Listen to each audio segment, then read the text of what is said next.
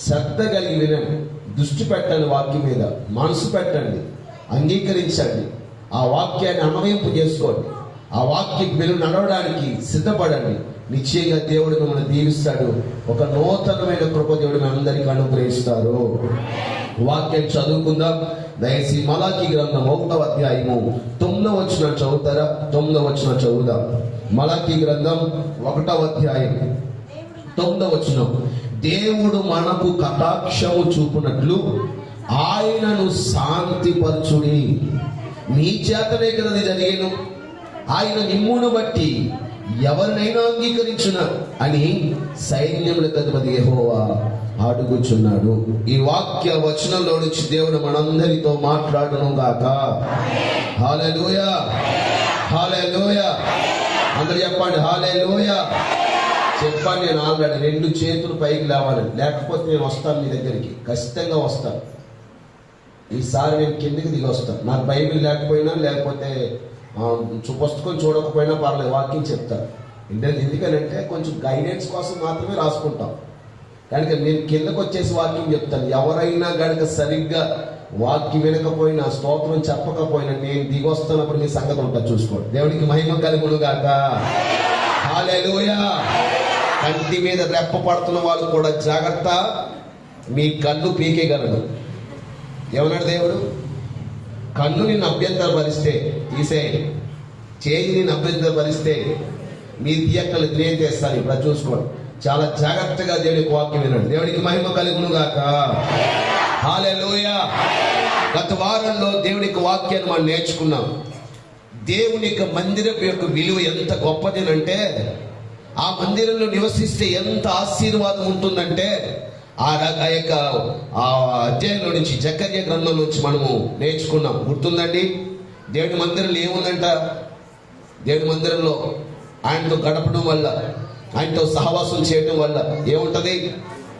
ఆశీర్వాదం ఉంటుంది. ఇంకేముంటది అమ్మా? క్షేమం ఉంటుంది, శాశ్వత జీవం ఉంటుంది, నిత్య జీవం దొరుకుతుంది. నీ జీవితానికి కావాల్సిన ప్రతిదీ ఇక్కడ దొరుకుతుంది. కనుక ఆ మందిరాన్ని మనం విడిచిపెట్టకుండా, ఆ మందిరంతో ఒక మంచి సహవాసం కలిగి ఉండాలని, మానకుండా మందిరంలో ఆరాధనలో క్రమంగా మనం పాల్గొవాలని గత వారంలో మనం నేర్చుకున్నాం. ఈ యొక్క ఉదయకాల సమయంలో మరొక విషయాన్ని నేను ముందుంచి త్వరగా నేను వాక్యాన్ని ముగిస్తాను. ఈరోజు కొత్త పుస్తకంలోకి వచ్చాం. జకర్యా పుస్తకంలోంచి చివరి పుస్తకంలోకి వచ్చాం. ఏ పుస్తకంలో కంటే మలాకి. చెప్పండి, ఏ పుస్తకంలోకి వచ్చాం మనం? మలాకి పుస్తకాన్ని మలాకి ప్రవక్త రాశాడు. మలాకి అనే మాటకు అర్థం ఏంటంటే యెహోవా దూత. చెప్పండి, ఎవరన్నమాట? యెహోవా దూత. మలాకి అనే మాటకు అర్థం ఏంటంటే యెహోవా దూత. జకర్యా, హగ్గై ఏమో మందిరాన్ని ఎలా నిర్మించాలి, మందిర నిర్మాణం కొరకు వాడిని ప్రోత్సహిస్తే, మందిర నిర్మాణం చేయండి అని వాడిని ప్రేరేపిస్తే, మలాకి ఏమో మందిరం కట్టిన తర్వాత మందిరంలోకి వస్తున్న వారి లోపాలను వెతికి తీశాడు. దేవునికి స్తోత్రం కలుగును గాక. హల్లెలూయా. అంటే ఆత్మీయుల యొక్క జీవితంలో ఉన్న లోపాలన్నీ, వాళ్ళ యొక్క ఆత్మీయ జీవితం ఎలా ఉంది, వాళ్ళ ఆత్మీయంగా ఎలా పడిపోతున్నారు, ఏవి కాని పనులు చేస్తున్నారు, ఏవి దేవుడికి వ్యతిరేకమైన పనులు చేస్తున్నారు, ఈ విషయాలు చెప్పుకుంటూ వచ్చాడు. ఈ మొదటి అధ్యాయంలో మీరు చూస్తే ఇక ఇశ్రాయేలు ప్రజలు చేస్తున్న ఒక తప్పును దేవుడు యొక్క మలాకి ద్వారా ఎత్తి చూపిస్తున్నాడు. ఏంటా తప్పు చేస్తున్నారంటే, మందిరానికి వస్తున్నారు, అర్పణ తీసుకొస్తున్నారు. అర్పణ అంటే సరైన అర్పణ తీసుకురావట్లేదటండి. గుడ్డిదాన్నో అపవిత్రమైన దాన్నో, దేవునికి ఉపయోగపడిన దాన్నో, దేవునికి ఒకటి మొక్కుకొని ఇంకొకటి దేవునికి అర్పిస్తూనో, ఆయనకి విలువ కాని అర్పణలు అర్పిస్తున్నారు, దేవునికి ఇష్టం కాని అర్పణలు అర్పిస్తున్నారు. ఇలాగ దేవుని వారు చేస్తున్న పనులు బట్టి దేవునికి కోపాన్ని పుట్టించారు, దేవుని కోపాన్ని రగిలిస్తున్నారు. వాళ్ళు మందిరానికి వస్తున్నారు, చక్కగా అర్పణ తీసుకొస్తున్నారు, కానీ అర్పణ సరైనది కాదు. సరైనది కాక దేవుడికి ఏమొస్తుందని తెలుసా అండి? కోపం రేగుతా ఉంది. దేవునికి స్తోత్రం కలుగును గాక. హల్లెలూయా. ఈ యొక్క మలాకి మొదటి అధ్యాయం చివరి వచ్చిన చూస్తే, ఒకడు దేవుడికి మగదాన్ని మొక్కుకోనంటండి ఏం చేస్తుంది తెలుసా అండి? కుంటుదాన్నో అవుటిదాన్నో, లేదంటే చూడ మాట చదవండి, ఒకటి మందలో మగది ఉండగా యెహోవాకు మొక్కుబడి చేసుకొని చెడిపడి దాన్ని ఇస్తున్నట్ట. ఒకటేమో దేవుడికి మొక్కుబడి వేరు, మొక్కుబడి ఒకటి, ఇది ఇచ్చేది ఒకటి. మొక్కుబడి ఏమో అబ్బాయిని ఇస్తా అన్నాడు, కానీ ఇదేమి తెలుసండి, ఇంట్లో ఏదైతే చెడిపోయిందని తీసుకొచ్చి దేవుడికి ఇస్తాడట. ఇలాగ చేయడం దేవునికి చాలా కోపం పుట్టించింది, చాలా కోపం రగిలిస్తా ఉంది. ఈ సందర్భంలో ఒక మాట నేను ముందుంచుతున్నాను. ఇలాంటి కోపాన్ని కలిగిస్తున్నటువంటి ఆ ప్రజల మధ్యలో మలాకీ ప్రవక్త లేసి ఇలా చెప్తున్నాడు, ఇశ్రాయేలు ప్రజలారా, మీరు చేస్తున్న పనులు బట్టి దేవుడు కోపపడుతున్నాడు. మీరు చేస్తున్నటువంటి పనులను బట్టి దేవునికి కోపం రగులుతుంది. మీరు చేస్తున్నటువంటి అతిక్రమాలను బట్టి, మీరు చేయకూడని రీతిలో చేస్తున్నారు. దేవునికి ఇస్తున్నారు కానీ ఇవ్వాల్సిన రీతిలో ఇవ్వడం లేదు. దేవుని సన్నిధికి తీసుకుని వస్తున్నారు కానీ అది సరైన అర్పణ చెల్లించడం లేదు. దీని కారణం చేత దేవుని కోపం రగులుకుంది. మీ మీద దేవుని కోపం చాలా తీవ్రంగా ఉంది. అయితే ఒక మాట నేను చెప్తున్నాను, మీకు దేవుని కటాక్షం దొరకాలంటే ఒక పని మీరు చేయాలి. ఆమేన్, హల్లెలూయా, హల్లెలూయా. ఆ పని ఏంటో ఇప్పుడు చెప్తున్నాడు అక్కడ. ఏంటంట, చదవండి 9వ వచనం. ఇప్పుడు దేవుడు మనకు కటాక్షము చూపునట్లు ఆయనను శాంతిపరచుడి. దేవునికి స్తోత్రం కలుగును గాక. హల్లెలూయా, హల్లెలూయా, హల్లెలూయా. ఏం చేయాలటండి? ఇప్పుడు దేవుడు మన మీద కటాక్షం చూపించాలంటే, దేవుని కోపం మన మీద పోయి దేవుని దయ మనకు దొరకాలంటే దేవుణ్ణి శాంతిపరచాలట. హల్లెలూయా. అంటే దేవుడు ఎలా ఉన్నమాట, ఇప్పుడు కోపంగా ఉగ్రుడై, ఒక విధంగా చెప్పాలంటే రగిలిపోతున్న వ్యక్తిలా ఉన్నాడు. చూడండి, చాలా కోపంతో ఉన్న వ్యక్తి దగ్గరికి వెళ్ళి ఇంకొక మాట ఎక్స్ట్రా చేసేవాడికి ఏమవుతుందండి? ఏమవుతుంది? లాగి పట్టి లాక్కారు. ఆయన ఏం చేయాలి? మళ్ళా కొంచెం కూల్ చేయలేదు. ఏం కాదు, నీ అంత గొప్ప లేడు అసలు, తెలుసా? నీ అంతటి నీ యొక్క స్టేటస్ ఏంటి, నువ్వేంటి అసలు, నువ్వు అసలు గొప్పడు అనేసి కొంచెం వాడిని అలాగా ఆ ఊర్లాగా ఉప్పేశారనుకోండి. ఒకడు మనకులాగా ఏమో తెలుసండి, ఆ ఊర్లాగా ఉబ్బిపోతూ ఉంటాడు. అదే కావాలి పాపం, గొప్ప చేయడమే కావాలి. ఎప్పుడైతే ఆ మాట అన్నాడో ఒక్కసారి సైలెంట్ అయిపోతాడు. ఆడి కోపం ఏమో తెలుసండి, తగ్గిపోతుంది. ఇప్పుడు దేవుని కోపం కూడా రగిలిపోతుంది. ఆయన కోపంతో ఊగిపోతున్నాడు. నిజంగా దేవుని కోపం మనుషుల మీదకి వస్తే ఒకటి తట్టుకోగలడా? ఆయన ఉగ్రతని మనం భరించగలమా? ఆయన కోపాన్ని మనం భరించగలమా? అస్సలు వల్ల కాదటండి, వల్ల కాదు. ఆయన వస్తుంటాడండి, పర్వతాలు మైనల్లో కరిగిపోతున్నాయి. ఆయన వస్తుంటే, అడుగులు వేస్తుంటే పర్వతాలు పగిలిపోతున్నాయి. అంత ఉగ్రుడై ప్రభు వస్తుంటే ఆయన కోపానికి ఏ మానవుడు తాళగలడు? ఏ మానవుడు ఆయన కోపాన్ని తట్టుకోగలడు? ఇటువంటి పరిస్థితుల్లో ఆయన కోపము తగ్గేలా మనం ఏదో చేయాలి. ఏదో రకంగా ఆయన కోపాన్ని మనం తగ్గించాలి. అలా తగ్గిస్తే నీకు నాకు దేవునికి కటాక్షం దొరుకుతుంది. దేవునికి స్తోత్రం కలుగును గాక. హల్లెలూయా. ముక్కుడై ఊగుతున్నటువంటి దేవునికి, ఆ కోపంతో రగిలిపోతున్న దేవుని యొక్క కోపాన్ని తగ్గించడం నీకు చేతనైతే నిశ్చయంగా నీకేం దొరుకుతుంది? ఏం దొరుకుతుంది తెలుసండి? కటాక్షం దొరుకుతుంది. దేవునికి స్తోత్రం కలుగును గాక. హల్లెలూయా, హల్లెలూయా. ఆయనను తగ్గించి, ఆయన కోపాన్ని తగ్గించేదో ఒక పని మనం చేయాలి. ఆ పని చేస్తే గాడి దేవుడు శాంతపరచబడాడు. ఆయన శాంతిస్తే మనకేం దొరుకుతుంది? కటాక్షం. ఎంత లాజిక్ ఉందో చూడండి. ప్రభు కటాక్షిస్తే, ప్రభు శాంతిస్తే ఏం దొరుకుతుంది మనకి? ఇప్పుడు కటాక్షం దొరకాలంటే ప్రభుని ఏం చేయాలి? మనము శాంతింప చేయాలి. ఆయన కోపం తగ్గే పని ఏదో చేయాలి. హల్లెలూయా, హల్లెలూయా, హల్లెలూయా. రగిలిపోతున్న కోపంతో దేవుడు మన ఎదుటి కూడా నిలబడినప్పుడు ఆయన కోపాన్ని మరలా మార్చేసుకుని మన మీద ఏం చూపించాలి తెలుసండి? ప్రేమను చూపించేలా మనం చేయాలి. అలాంటి భక్తి అనుభవాల్లోనికి మనం రావాలి. దేవుడు కోపమే నిజమే, మనం చేసిన అతిక్రమాన్ని బట్టో, తప్పిని బట్టో, మన కుటుంబంలో ఉన్నటువంటి అతిక్రమాన్ని బట్టో దేవుడు మన మీద రగిలిపోతున్నప్పుడు, తిరిగి మనలో మనము ఏదో ఒక పని చేసినప్పుడు ఆయన శాంతింపబడాలి. ఏదో ఆ పని చేయాలి. ఏం పని చేస్తే శాంతిస్తాడు దేవుడు? నీకున్నటువంటి ధనాన్ని తట్టుకొచ్చి దేవుడికి ఇస్తే సంతోషిస్తాడా?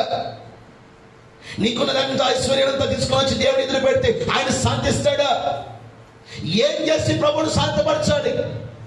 మలాకి చెప్తున్నాడు, ఓ ప్రజలారా, ఒరే, నేను చేసిన పని బట్టి దేవుడు కోపం వచ్చిందిరా, నేను చేస్తున్న అతిక్రమాలు బట్టి దేవుడి కోపం రగిలిపోతుందిరా. మీరు ఇస్తున్నారు కానీ సరైన రీతిలో ఇవ్వడం లేదు. అర్పణ చెల్లిస్తున్నారు కానీ అది విలువైనదిగా లేదు. మీరు అర్పణ చెల్లిస్తున్నారు కానీ దేవుడికి ఒకటేమో మొక్కుకుంటున్నారు, మీరు తీసుకుని వచ్చేది ఇంకొకటి తీసుకొని వస్తున్నారు. కొంతమంది ఇలాగ ఉంటారండి, ఆపదలో ఉన్నప్పుడు కష్టంలో ఉన్నప్పుడు ఒక రకంగా మొక్కుకుంటారు. తీరన్నీ తీరిపోయిన తర్వాత దేవుడికి ఇచ్చే విధానంలో ఆ మొక్కుబడి మారిపోద్ది, ఆ మొక్కుబడి ఆ చెల్లించడం మారిపోద్ది, మర్చిపోతారు. అందుకని మన జీవితాలు ఏం తెచ్చుకుంటా తెలుసండి? శాపాన్ని తెచ్చుకుంటాం. అందుకే ప్రభు అంటున్నాడు, ప్రియులారా మీ మీద ప్రభు కటాక్షం దొరకాలంటే నిశ్చయంగా మీరు దేవుణ్ణి శాంతి పరిచే పని ఏదో చేయాలి. హల్లెలూయా, హల్లెలూయా. ఎలా శాంతింపజేస్తాం దేవుణ్ణి? కోపంతో ఉన్న దేవుణ్ణి ఎలా మనము శాంతింప చేయగలం? కోపంతో ఉన్న దేవుని ఎలాగో మరలా ఆయన కోపాన్ని తగ్గించగలం? ఏం చేసి తగ్గిస్తామండి?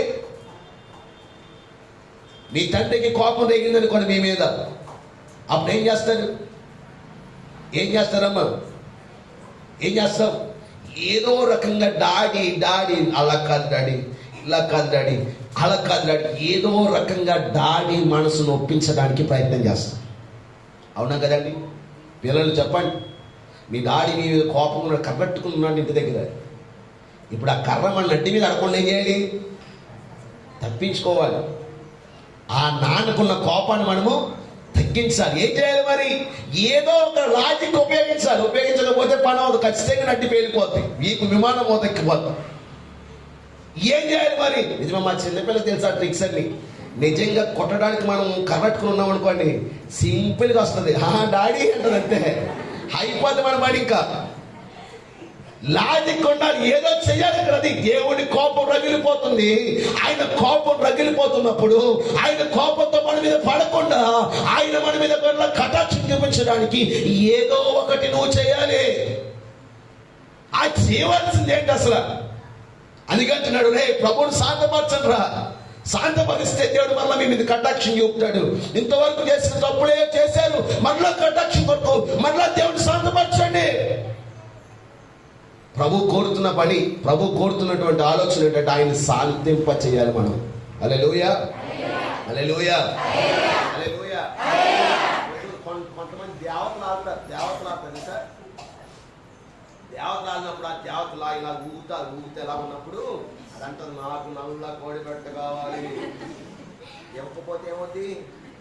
నిన్ను సర్ది తినేది. మరి దాన్ని శాంతింప చేయడం కోసం ఖచ్చితంగా నల్లకోడి తెచ్చండి, ఇచ్చే తల పీక్కు కొట్టినా కదా ఆ రక్తాన్ని. అలా ప్రభు రక్తం కోరట్లేదే.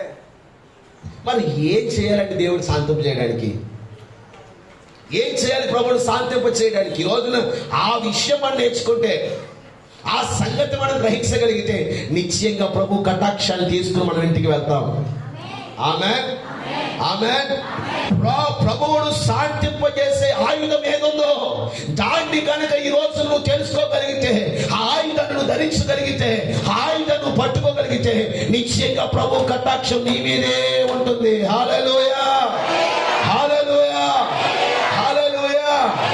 బైబిల్ గ్రంథంలో ఇలా కొంతమంది మీద దేవుడు కోపం రేగిందండి. కోపం రేగినప్పుడు వాళ్ళు దేవుని కోపం నుంచి తప్పించబడ్డారు. దేవుని కోపాన్ని వాళ్ళు తగ్గించగలిగారు. వాళ్ళు ఏం చేశారు ఈరోజు తెలుసుకుందాం. వాళ్ళు చేసిన పని ఈ రోజున మనము చేస్తే నిశ్చయంగా దేవుని యొక్క కోపం పోయి ఆయన కటాక్షం మనకు దొరుకుతుంది. హల్లెలూయా, హల్లెలూయా. కరెక్ట్ ఐదు విషయాలు నేను చూపిస్తాను. త్వరగా ఐదు విషయాలు నేను చూపించి నేను ముగిస్తాను. చూడండి, నిర్గమకాండ గ్రంథం 4వ అధ్యాయం 23 నుంచి 25 వరకు చదువుతారా? నిర్గమకాండ గ్రంథం 4వ అధ్యాయం 23వ వచనం దగ్గర నుంచి 25వ వచనం దగ్గర చదువుదాం. నన్ను సేవించినట్లు నా కుమారుని పోనిమ్మని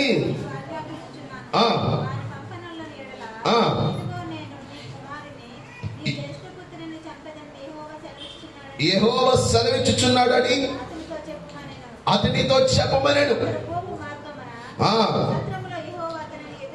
అతడు పోవు మార్గమున సత్రములో యెహోవా అతని ఎదుర్కొని అతన్ని చంప చూడగా సిప్పోరా వాడిగల రాయి తీసుకొని తన కుమారునికి సున్నతి చేసి అతని పాదముల యొద్ద పడవేసి, నిజముగా నీవు నాకు రక్త సంబంధమైన పెనిమిటి వైపోయినను, అంతటా ఆయన అతనిని విడిచెను.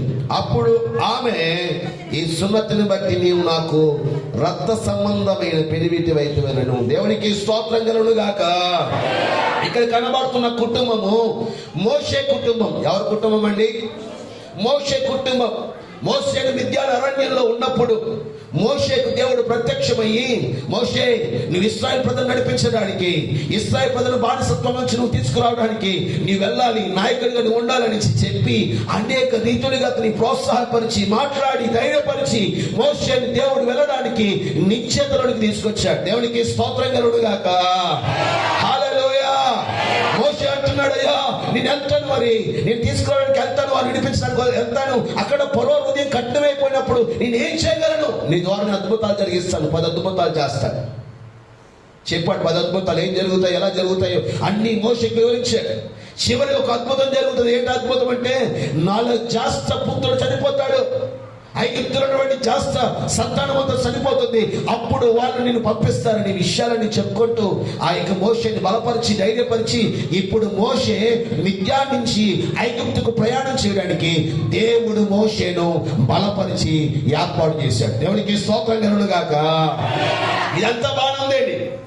మోషేతో దేవుడు మాట్లాడాడు, మోషే బలపడ్డాడు, మోషే వెళ్ళడానికి నిర్ణయం తీసుకున్నాడు.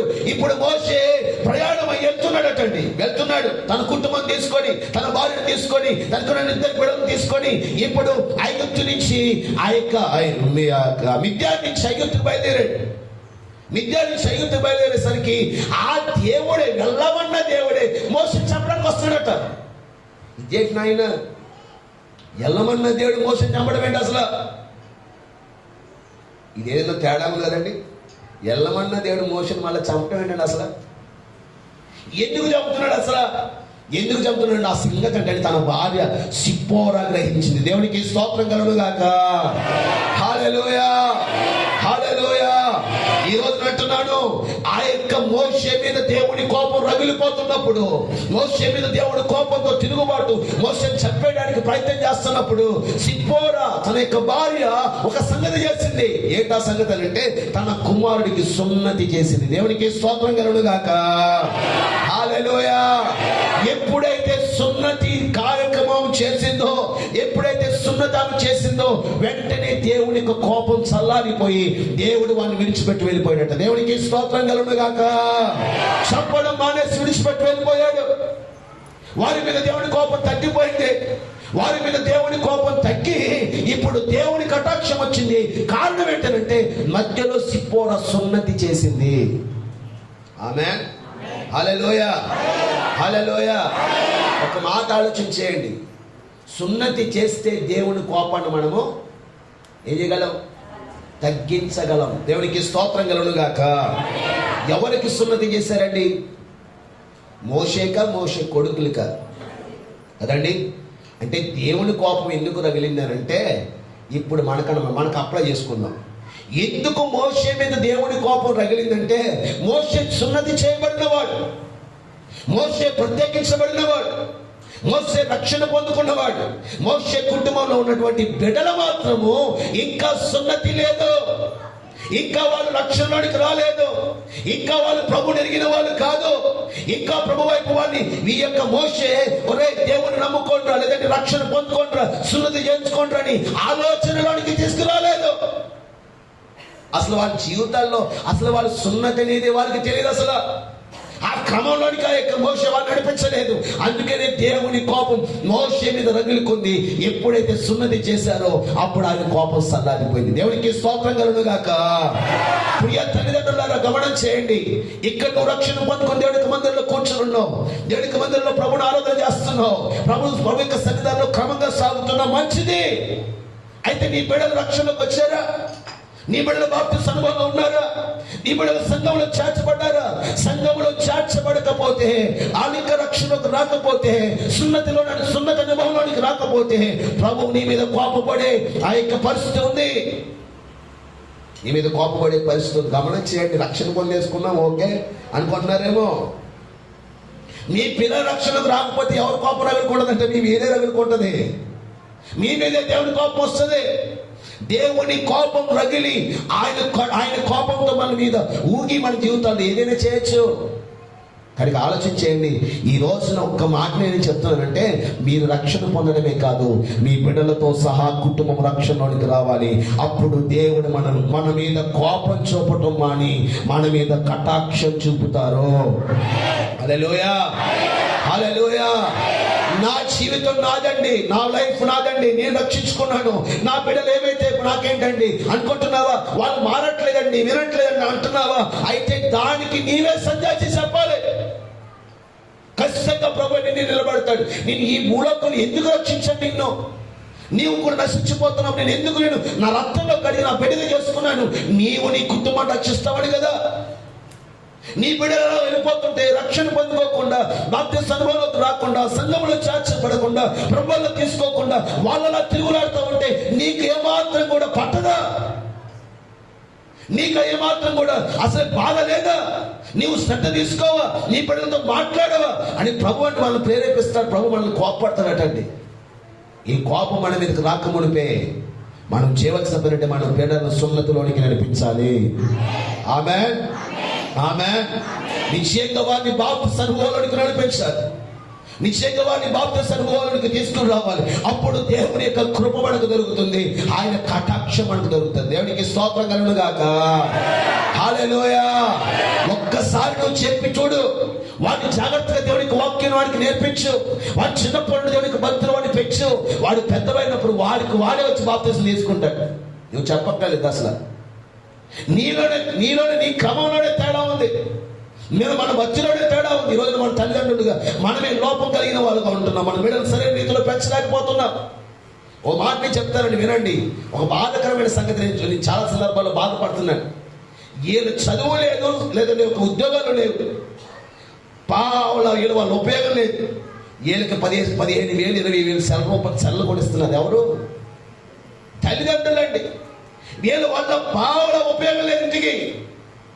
వీళ్ళ వల్ల ఏ మాత్రం కూడా అసలు ఏంటి ఉపయోగం? సెల్ ఎందుకు నీకు? అసలు సెల్ కావాలంటే సెల్ కొనిస్తున్నావు, ఏది కావాలంటే అది కొనిస్తున్నావు. ఓకే, అయితే వాళ్ళ రక్షణకు నడిపించాలని బాధ నీకు లేదా? ఎవరికి మహిమ కలుగును గాక. హల్లెలూయా. చాలా మంది బిడ్డల దగ్గర నేను చూస్తున్నాను, చిన్నప్పటి నుంచి సెల్ ఉంటుందండి వాడికి ఒక ప్రత్యేకమైన సెల్. చిన్న బిడ్డకి ప్రత్యేకమైన సెల్. వాళ్ళు అట్టుకుని అదే అట్టుకునేవాడు. ఆడు పొద్దున్న నుంచి సందాల దాకా గేమ్లు ఆడుతున్నాడు, ఏం ఆడుతున్నాడు, ఏం జరుగుతుందో తెలియదు. పిల్లలకి సెల్ల కొనికపోతే ఏంటి, చచ్చిపోతారా? సెల్ల వాడుకపోతే చచ్చిపోతాం వాడు. ఈరోజు అంటున్నాను, నిశ్చయంగా నీవి లోకంలో నీకు నీవే పాడు చేస్తున్నావు. బిడ్డలు మనమే పాడు చేస్తున్నామండి. బిడ్డలు మనమే పాడు చేస్తున్నాం. ఈ రోజున డ్రైని పోని అలవాట్లు మనమే ఇస్తున్నామండి. మనమే చేతిలో రామా పాడైపో అన్నట్టుగా మనమే కొనిస్తున్నామే. ఈరోజు బాధ్యత అంటున్నాను, ఇలాగ ఈ లోకంలో ఉన్నటువంటి వాటిని కొనించడానికి ఇష్టపడుతున్నప్పుడు రక్షణలోకి తీసుకొచ్చే బాధ్యత నీకు లేదా? ప్రభు అంటున్నాడు, మోషే మీరు కోపడుతున్న ఎందుకో తెలుసా? మోషే, నువ్వు రక్షణ పొందుకున్నావు, సున్నతి పొందుకున్నావు, నీ పిల్లలకు సున్నతి చేసే ఆలోచన నీకు లేదే.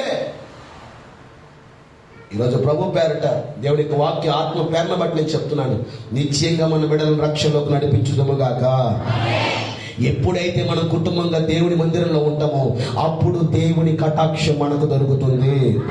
చెప్పండి అందరూ ఆమేన్, ఆమేన్. ఎప్పుడైతే ఆ సంగతి ఎవరు గ్రహించాలి తెలుసండి? స్త్రీయే గ్రహించాలి. బిడ్డలు ఎలాగా ఆకట్టుకోవాలో, బిడ్డలు ఎలా ఆకర్షించాలో స్త్రీకే తెలుసు. చక్కగా మీ మృదువుగా, మేమైతే మొక్కలు అనుకునే ఎలా ఉంటుంది, కఠినంగా ఉంటుంది, సీరియస్గా మాట్లాడతాం. కానీ అమ్మాయి లేదంటే ఆడవాళ్ళు చేసే పని తెలుసండి, చక్కగా కూర్చోబెట్టుకోరు. నాన్న అలా కాదురా, ఇలా కాదండి, మీ మాటలు చక్కగా పిల్లడు వింట. కనుక స్త్రీ మీద భారం ఎక్కువ ఉంది. కనుక నేను అంటున్నాను, మీరు ఖచ్చితంగా మీ బిడ్డలను రక్షణలోకి నడిపించండి, మీకు దేవుని కటాక్షం దొరుకుతుంది. హల్లెలూయా, హల్లెలూయా, హల్లెలూయా. ఆమె ఉపవాసపుడాలో ప్రవీణ్ గారు వచ్చి బాప్తిస్మ ఇచ్చేమన్నాడు. ఆడికి బాప్తిస్మ ఇచ్చేయమన్నాడు. ఆడికి ఏ భారం అనిపించిందో నాకు తెలియదు. చిన్నప్పుడే వాడికి అనుభవం ఏంటి మీద ఆశ కలిగిందండి? బాప్తిస్మ ఆశ కలిగింది. ఈరోజు చాలా మంది యవనస్తులు ఉన్నారు, బాప్తిసం తీసుకోవడానికి పారిపోతున్నారు. ఆలోచించండి ప్రియులారా, గమనం చేయండి. ఈరోజు అంటున్నాను, మన బిడ్డల్ని సున్నతులోనికి నడిపిస్తే దేవుని కోపం మనం తగ్గించగలము. హల్లెలూయా, హల్లెలూయా. మోషే మీద కోపం రేగిందా లేదా చెప్పండి, రేగిందా లేదా? రేగిందా లేదా చెప్పండమ్మా. ఎల్లమన్న దేవుడే చంపడానికి వస్తాడా లేదా? వస్తున్నప్పుడు ఏం చేస్తున్నామే? సున్నతి చేసింది. సున్నతి యూదులకు ఆచారం అయితే ఆ సున్నతి ఈ రోజు మనకేంటి తెలుసా? బాప్తిసానికి సాదృశ్యం. దేవునికి స్తోత్రం కలుగును గాక. హల్లెలూయా. నీ బిడ్డలను సున్నతిలోనికి నడిపించండి. మీ కుటుంబం మీద దేవుని కోపానికి బదులుగా ఆయన కటాక్షాన్ని మీ మీద కురిపిస్తాడు. దేవునికి స్తోత్రం కలుగును గాక. హల్లెలూయా, హల్లెలూయా. నీ బిడ్డలు ఇంకా చెడిపోక ముడిపే, ఇంకా పాపము సంఖ్యలలో పడిపోక ముడిపే, ఈ లోకంలోని వ్యసనాలలోనో బంధకాల్లోనో శత్రు యొక్క కబంధస్థలను వెళ్ళక ముడిపే నీ బిడ్డల రక్షణకు నడిపించు. ఆ భారం నువ్వు తీసుకో. నిశ్చయంగా దేవుడు నీ మీద కటాక్షం చూపుతాడు. దేవునికి స్తోత్రం కలుగును గాక. హల్లెలూయా, హల్లెలూయా. ఎక్కొచ్చిన నీ బిడ్డలకు సందేశం కానీ పంపుతున్నావా? ఆరాధనకి నీతో కూడా తీసుకుని వచ్చావా? ఇక్కడ కూర్చొని మీతో పాటు ఎంతమంది మీ పిల్లలు ఉన్నారండి? ఎంతమంది మీ పిల్లలు ఉన్నారు? ఎంతమంది ఇంటికి విడిచిపెట్టి వచ్చారు? ఒరే, నువ్వు టీవీ కాడికి వచ్చారు బాబు, నువ్వు టీవీ చూస్తా ఉండి నేను వస్తాను. ఎక్కడికి వెళ్ళకు. ఇంటి కాపలాకాయ, కుక్క కాపలాకాయ. దేనికాయాలండి? ఇంటిని కుక్కని అన్నింటినీ కాపలా కాడతాకి ఇంటికని పెట్టేసాన్ని నువ్వు ఊపించుకుంటా వచ్చేసావు. అదా ప్రభుకు చెప్తలేదు. ప్రభుకు అది ఇష్టమైన పడు.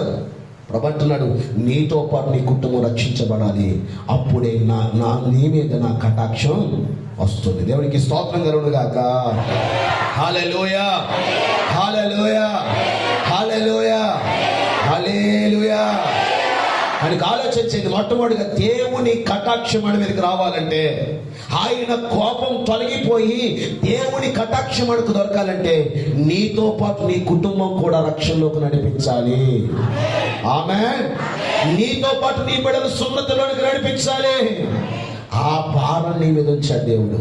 ఏం చెప్తావో నాకు తెలియదు, ఎలా ట్రైన్ చేస్తావో నాకు తెలియదు, ఎలా వాడిని ప్రోత్సహిస్తావో తెలియదు. నీవే వాడిని ప్రోత్సహించాలి, నీవే వాడిని బలపరచాలి, నీవే వాక్యంతో వాడిని కట్టాలి, నీవే నీకు దేవుడు చేసిన మేలు వాడికి చెప్పి రక్షణకు నడిపించాలి. అప్పుడు ప్రభు కటాక్షం నీ మీద కురుస్తుంది. హల్లెలూయా, హల్లెలూయా, హల్లెలూయా. మొట్టమొదటి మాటగా ఇప్పుడు ప్రభు కోపం తొలగిపోయి కటాక్షం రావాలంటే ఏం చేయాలండి చెప్పండి? మన కుటుంబాన్ని సన్నతిలోనికి, మనతో పాటు మన కుటుంబానికి రక్షణలోకి నడిపించాలి. రెండవ చూద్దాం. నిర్గమాకాండ గ్రంథం 32వ అధ్యాయం 31, 32 వచనాలు త్వరగా చదవండి, నేను త్వరగా ముగిస్తాను. నిర్గమాకాండ గ్రంథం 32వ అధ్యాయం 31 నుండి 32 వరకు. అప్పుడు మోషే యెహోవా యొద్దకు తిరిగి వెళ్ళి, అయ్యో, ఈ ప్రజలు గొప్ప పాపం చేసింది. వారు బంగారు దేవతలు తమ కొరకు చేసుకొనిది. అయ్యో, నీవు వారి పాపమును ఒకవేళ పరిహరించుదువా? లేని ఎడల నీవు రాసిన నీ గ్రంథములో నుండి నా పేరు తుడిచివేయమని బతుమాలుకొనుచున్నాను. దేవునికి స్తోత్రం కలుగును గాక. హల్లెలూయా, హల్లెలూయా. ఇక్కడ ఇశ్రాయేలు ప్రజలు కనబడుతున్నారు. ఇశ్రాయేలు ప్రజల్ని దేవుడు ఐగుప్తు దేశం నుంచి బయటకు తీసుకుని వచ్చి కనాను దేశాన్ని నడిపిస్తా ఉంటే వీళ్ళు చేసిన ఒక పని ఏంటో తెలుసా అండి? వీళ్ళు త్రోవ మధ్యలోనే తొలగిపోయారు. త్రోవ మధ్యలోనే వాళ్ళు వెళ్ళకూడని మార్గంలోకి వెళ్ళిపోయారు. చేయకూడని పని ఒకటి చేస్తున్నారు. ఏంటా పని అంటే, ఒక విగ్రహాన్ని నిలబెట్టుకొని బంగారంతో ఒక దూడను చేసుకొని ఆ దూడ దగ్గర నమస్కారం చేస్తూ, నీవే మా దేవుడవు, నీవే మమ్మల్ని ఐగుప్తు నుంచి తప్పించావు, నీవే మమ్మల్ని రక్షించావని విగ్రహారాధన చేస్తున్నారండి. హల్లెలూయా, హల్లెలూయా. ఎప్పుడైతే విగ్రహారాధన చేస్తున్నారో దేవుని కోపం ఇశ్రాయేలు ప్రజల మీద రగులుకుంది. దేవుడి కోపం ఇశ్రాయేలు ప్రజల మీద రగులుకొని దేవుడు అంటున్నాడు, నేను వీరితో కూడా ఇక్కడ రాను, వీళ్ళు విడిచిపెట్టేస్తాను, నాకు అక్కర్లేదు వీళ్ళకి, అసలు వీళ్ళందరినీ కూడా నాశనం చేసేస్తానికి, అసలు చంపేస్తాను అన్నాడు దేవుడు. అంత కోపంతో దేవుడు ఊగిపోతున్న సమయంలో అండి మోషే దేవుడి సన్నిధిలోకి వెళ్ళాడు. దేవునికి స్తోత్రం కలుగును గాక. హల్లెలూయా. మోషే దేవుడి సన్నిధిలోకి వెళ్ళి మోకాళ్ళ మీద పడి ఏడుస్తాడు, అయ్యా, వీళ్ళని చంపేస్తే ఇంకేంటయ్యా, ఎందుకు తీసుకొచ్చా వీళ్ళని, అసలు వీళ్ళు అమాయకులుగా వచ్చేసారు, వీళ్ళని తీసుకుని వచ్చావే, వీళ్ళ మీద ఇంతవరకు నువ్వు ప్రేమ చూపించావు, ఇప్పుడే కనుక చంపేసేవరకు వీళ్ళందరినీ అవమానపరుస్తారు కదయ్యా. ఈ అన్ని జనులందరూ కూడా అవమానపరుస్తారు కదా, వాళ్ళ దేవుడే వాళ్ళు చంపేశాడు, వాళ్ళ దేవుడే వాళ్ళు నాశనం చేశాడని నీకు నామానికి అవమానం కలిగిపోతుంది కదయ్యా. దయచేసి ఒక్కసారి వీళ్ళు పాపాలు క్షమించయ్యా. వీళ్ళు పాపాలు నా పాపాలను ఒప్పుకుంటున్నాడయ్యా. దయచేసి వీళ్ళు పాపాలు పరిహరించినైనా, పరిహరించకపోయి వీళ్ళు చంపేస్తానంటే కనుక ముందే నన్ను చంపే, నా పేరు తీసేయి, నీ జీవ గ్రంథం నుంచి నా పేరు తీసేయండి. దేవుని సన్నిధిలో బ్రతిమలాడుతూ ప్రార్థన చేస్తున్నాడు. దేవునికి స్తోత్రం కలుగును గాక. హల్లెలూయా, హల్లెలూయా. ఈ రోజు నేను అంటున్నాను, దేవుని యొక్క కోపం మన మీద పోవాలంటే బ్రతిమలాడుతూ దేవుని సన్నిధిలో విజ్ఞాపన చేయాలి. హల్లెలూయా, హల్లెలూయా, హల్లెలూయా. బ్రతిమలాడుతూ దేవుని సన్నిధిలో, ప్రభువా నీవు ఎట్టి పరిస్థితుల్లో నా మీద కోపం చూపిస్తే నేను తట్టుకోలేనయ్యా, దయచేసి నన్ను క్షమించు, నన్ను క్షమించండి. పదే పదే పదే పదే దేవుణ్ణి బ్రతిమలాడి బ్రతిమలాడి బ్రతిమలాడి ఎప్పుడైతే ప్రభువుని బ్రతిమలాడుతూ ఆయన వెంట వెళుతూ ఉంటావో దేవుడిని విడిచిపెట్టకుండా ఖచ్చితంగా నీ మీద కోపాన్ని తగ్గించుకొని కటాక్షం చూపుతాడు. హల్లెలూయా, హల్లెలూయా. అడుక్కుని వచ్చాడండి, ఏమండి డబ్బులు అయినానంటే వేస్తావా? వేస్తారండి? మీ దాన కన్నులు కదా, అలా అడిగినట్టుగా వేసేస్తారు. నాలాంటి కఠినాత్ముడు ఉంటాడు, అలా అడిగినప్పుడు ఏమంటారంటే, ఏంట్రా నీకు డబ్బులు వేయాలా? ఆడు అడిగే విధానం సరిగా లేదు, ఆడు అడిగే విధానం సరిగా లేదు. కనుక వాడు ఏమంటా తెలుసా, అవతల కొంటావాడు, డబ్బులు వేయవాడికి, డబ్బులు కదా అసలు చిల్లి గవ్వకూడేమో. అలాంటి వాడు వచ్చి, అయ్యా సార్ కొంచెం నాకు ₹1 ఇవ్వండి, లేదా ఒక ₹5 ఇవ్వండి అని బ్రతుకున్నాడు అడిగాడు అనుకోండి, ఎంత కఠినమైన మనసు ఆయన కలిగిపోయి ఆడు అడిగిన విధానంలో ఉన్నటువంటి ఆ మార్పును బట్టి ₹5 పోయి ₹10 ఇస్తాం, ₹10 పోయి ₹20 ఇస్తాం. ఎందుకని వాళ్ళు అడిగే విధానంలో తేడా ఉంది. నీవు కూడా దేవుడి దగ్గరికి వచ్చి, ప్రభు నా మీద కోపం తీసేయి, నన్ను రక్షించాయి అంటే రక్షించాడు. ఏం చేయలేసండి, ప్రభు పాదాల దగ్గర పడి ప్రభు పాదాలు పట్టుకొని, ప్రభు నేను పాపం చేశానయ్యా, ప్రభు నన్ను అతిక్రమం చేశానయ్యా, అయితే నన్ను క్షమించు ప్రభు, నన్ను కాపాడు ప్రభు అని పదే పదే ప్రభు పాదాలు పట్టుకొని, ప్రభు దూరంగా వెళ్తున్నా నీవు దగ్గర పడి ప్రభు పాదాలు పట్టుకొని ఎప్పుడైతే బ్రతుకులాడుతూ ప్రార్థన చేస్తావో నీ ప్రార్థన ప్రభు దాటిపోక నీ మీద ఉన్న కోపాన్ని ప్రభు తొలగించుకొని నీ మీద కటాక్షం చూపుతారు. హల్లెలూయా, హల్లెలూయా, హల్లెలూయా. అబ్రహాము కనబడుతున్నాడు మన బైబిల్ గ్రంథంలో. అబ్రహాము దగ్గరికి వచ్చి, అయ్యా నేను సొదొమ పట్టణాన్ని నాశనం చేస్తావా? 30 మంది ఉంటే నాశనం చేస్తావా? 50 మంది ఉంటే నాశనం చేస్తావా? నీతిమంతులు 50 మంది ఉంటే నాశనం చేస్తావా? చేయను. తర్వాత మళ్ళా నేనంట, మళ్ళా కొంచెం దూరం వేసి వెళ్ళిపోతుంటే మళ్ళీ ఆపి, అయ్యా 45 మంది ఉంటే చేయను. మళ్ళా కొంచెం దూరం వెళ్ళిపోతున్నట్టు మళ్ళా ఆపాడు, అయ్యా 40 మంది ఉంటే చేయను, నాశనం చేయను. అలా 40 30 35 ఇలా కిందకంటే దిక్కుండా వచ్చేసాడు. 20 అన్నీ అయిపోయినాయి, 10 అయిపోయింది. 10 మంది ఉంటే రక్షిస్తావయ్యా? రక్షిస్తాను. మళ్ళా నెక్స్ట్ సెకండ్ ఏంటంటే 5 ఉంటే రక్షిస్తావా అని అడుగుదాం అనుకోనంట. వెంటనే దేవుడు అక్కడ నుంచి వెళ్ళిపోయాడు. ఆ విధంగా బ్రతిమలాడి దేవుని ప్రార్థన చేశాడు కనుక లోతు కుటుంబాన్ని రక్షించుకోగలిగాడు. దేవునికి స్తోత్రం కలుగును గాక. హల్లెలూయా, హల్లెలూయా. కనీసం 5 కూడా ప్రాంతంలో లేరు, కనీసం 5 కూడా నీతిమంతులు అక్కడ లేరు. కేవలం లోతు భార్య, లోతుకు 2 కుమార్తెలు, 4 మాత్రమే ఉన్నారండి. వాళ్ళు మాత్రమే దేవుడు రక్షించుకోవడానికి ఈ అబ్రహాము పడిన బ్రతిమలాడినటువంటి ఆ ప్రార్థనే ఆ కుటుంబాన్ని రక్షించింది. ఈరోజు అంటున్నాను, దేవుని కోపం మన మీద నుంచి తొలగిపోవాలంటే బ్రతిమలాడుతూ ప్రభు పాదాలు పట్టుకోవాలి. దేవునికి స్తోత్రం కలుగును గాక. హల్లెలూయా, హల్లెలూయా. దేవుడు ఒక ఎగ్జాంపుల్ చెప్పాడు. అన్యాయస్తుడే న్యాయాధిపతి బైబిల్ గ్రంథంలో ఉన్నాడు. ఆమె దగ్గరికి వెదవరాలు వెళ్ళిందంట. అతని దగ్గరికి వెళ్ళి, అయ్యా నాకు నా ప్రతివాదికి కొంచెం ఒక గొడవ ఉంది. ఏంటంటే భూమి సెటిల్మెంట్ లో జరగడంలో కొంచెం అతను నా మీద అన్యాయంగా వస్తున్నాడు, ప్లీజ్ దయచేసి వచ్చి నాకు న్యాయం తీర్చని అని అడిగిందంట. అడిగిన వెంటనే అన్నాడు, ఓకే వస్తాను వెళ్ళమ్మన్నాడు. వెళ్ళమ్మన్నాడు కానీ రాలేదు. మళ్ళా వెంటనే వచ్చిందంట. అయ్యా రమ్మన్నారు, వస్తానన్నారు, రాలేదు, రండి అయ్యా, మళ్ళీ న్యాయం చేయండి అని వెదవాళ్ళు మళ్ళా వచ్చి బతిమాలిందంట. మళ్ళా ఈ వ్యక్తి ఏమో తెలుసండి, నిశ్చయంగా రేపు వచ్చేస్తాను నిలవనట. వెళ్ళిపోయిన పాపం నమ్మేసి మళ్ళా రేపు రాలేదు. రేపు రాకపోయేసరికి మనమైతే ఏమంటాం తెలుసా, ఆడికి ఎంత గీర్రాడికి, ఆడికి ఎంత బడుపుడాడికి, ఎంత గర్వం రాడికి, రమ్మంటే రావట్లేదు అసలే. వాడు ఊరు కూడా వస్తాడా, వచ్చిన తర్వాత ఎంతో కొంత ఇస్తాం కదా. ఎవరినేనంటాం మనం ఆ మాట కదండి, న్యాయాధిపతి పాస్టర్ గానే అంటాం మాట. నిజంగా ఆమె అలాగంటే కనుక న్యాయాధిపతి వచ్చేవాడు కదండి. మళ్ళా వెళ్ళిందంట, అయ్యా అదేంటయ్యా నువ్వు వస్తానని మళ్ళా రాలేదు, ప్లీజ్ అండి రండి, మా ఇంటికి రండి, నాకు న్యాయం చేయని బతిమాలిందంట. ఏంటేనండి ఆ కఠినాత్మ హృదయం కరిగిపోయి చచ్చా, ఆమె బాధపడుతున్నాడు బాబు, ఎంతగా ఎన్నిసార్లు వస్తుందో పాపం అని వెంటనే వెళ్ళి ఈయన పక్షంగా న్యాయం చేశాడట. దేవునికి స్తోత్రం కలుగును గాక. హల్లెలూయా, హల్లెలూయా, హల్లెలూయా. బ్రతుకులాడితే నీ జీవితంలో ఎంత గొప్ప కార్యం జరుగుతుందో తెలుసండి. బ్రతుకులాడి ప్రార్థన చేస్తే నిశ్చయంగా దేవుడు ఆయన కోపాన్ని తగ్గించుకుని దిగొచ్చి ఆయన ఒక మెట్టు దిగి నిన్ను కనికరిస్తాడు. దేవునికి స్తోత్రం కలుగును గాక. ఇంకొక ఎగ్జాంపుల్ చెప్తాను బైబిల్ గ్రంథంలో. కానాను స్త్రీ యేసు దగ్గరికి వచ్చిందండి. ఎవరండి? అందరూ మాట్లాడాలి. ఎవరండి? అందరూ మాట్లాడాలి. ఎవరు? కానాను స్త్రీ. ఎందుకు వచ్చిందో తెలుసా?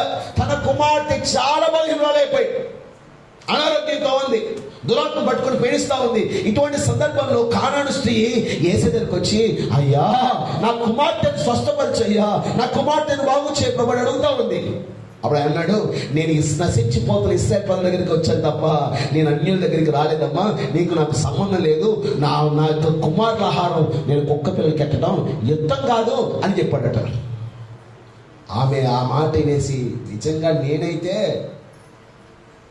ఏమన్నా తెలుసండి, మొక్కం మీద ఉమ్మేసినట్టు చెప్పడాను, నేను నీ దగ్గరికి రాను, నేను నీకేమాత్రం ప్రార్థన చేయను అన్నట్టు చెప్పాడు ఆయన.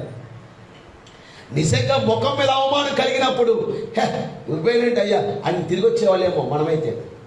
ఆమె అన్నది తెలుసండి, ఆమె ఏమో తెలుసండి, అయ్యా నిజమేనయ్యా, నేను కుక్కనేనయ్యా, నీవు డైరెక్ట్గా నాకు ముక్క ఎట్టొద్దు, నీ పిల్లలకి ఎడుతున్నప్పుడు కొంచెం రాలుతాయి కదా, అప్పుడు కుక్కలు తింటాయి కదా, అలాగైనా నా మీద చూపించి నా కుమార్తెను బాగు చేయి ప్రభు అని ప్రాధేయపడి అడిగిందంటండి. ఎప్పుడైతే బ్రతుకులాడుతాను అడిగిందో దేవుని మనసు కరిగిపోయి, నీ విశ్వాసం ఇశ్రాయేలు ప్రజల్లో కూడా లేదమ్మా, ఇల్లు నీ కుమార్తె బాగుపడుతుందంటే ఆ క్షణమే తన కుమార్తె బాగుపడింది. దేవునికి స్తోత్రం కలుగును గాక. హల్లెలూయా, హల్లెలూయా. కారణం ఏంటంటే తెలుసా అండి, బ్రతిమలాడింది ప్రభు సన్నిధిలో, ఆయన పాదాలు పట్టుకుంది. ఈరోజు అంటున్నాను, దేవుడి కోపం తగ్గించే ఆయుధం ఏదైనా మన దగ్గర ఉందంటే బ్రతిమలాడుతూ ప్రార్థన చేస్తే ఖచ్చితంగా దేవుని యొక్క మనసు కరిగిపోతుంది. హల్లెలూయా. నీవు నమ్ముకున్నటువంటి నీ భర్త మనసు మారదేమో, నువ్వు నమ్ముకున్న నీ కొడుకుల మనసు మారదేమో, వాళ్ళు కఠినంగా ఉంటారేమో, కానీ నువ్వు నమ్ముకుని ఆరాధిస్తున్న ప్రభు మనసు మాత్రము నువ్వు బ్రతిమలాడితే వెంటనే కరిగిపోద్దండి. హల్లెలూయా, హల్లెలూయా. నిజమే. ఈరోజు చూడండి, తల్లిదండ్రులు వృద్ధాప్యంలో ఉన్నప్పుడు వాళ్ళు విడిచిపెట్టేసి వాళ్ళు ఎక్కడ వెళ్తుందో తెలుసండి, వృద్ధాశ్రమంలోకి వెళ్తున్నప్పుడు వాళ్ళ తల్లిదండ్రులు బాధపడుతూ అడుగుతూ ఉంటారు, అయ్యా రే కొడుక నన్ను అలా దూరం చేస్తావేంట్రా, నేను నీతో కదా ఉండాలనుకున్నాను, నా యొక్క వృద్ధాప్యంలో నీవు ఆదరించకపోతే ఎవడు ఆదరిస్తాడ్రా అని బ్రతుకులాడుతూ ఉంటే ఆఖరికి హృదయం అస్సలు కరగదండి. కొంతమంది కఠినాత్మలు ఉంటారు, వాళ్ళకి దండం పెట్టాలి. హల్లెలూయా.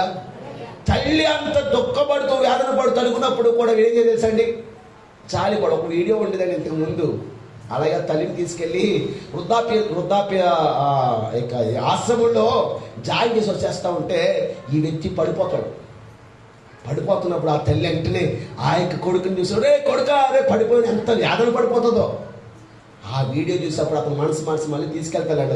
ఆ స్టోరీ ఆ యొక్క వీడియో కనబడుతూ ఉంటుంది. ఈరోజు చాలామంది తల్లిదండ్రులు బాధపడుతున్న కఠినంగా ఉండేటువంటి కుమారులు వచ్చేమో, భార్య ప్రాధేయపడుతున్న కఠినంగా ప్రవర్తించే భర్తలు వచ్చేమో,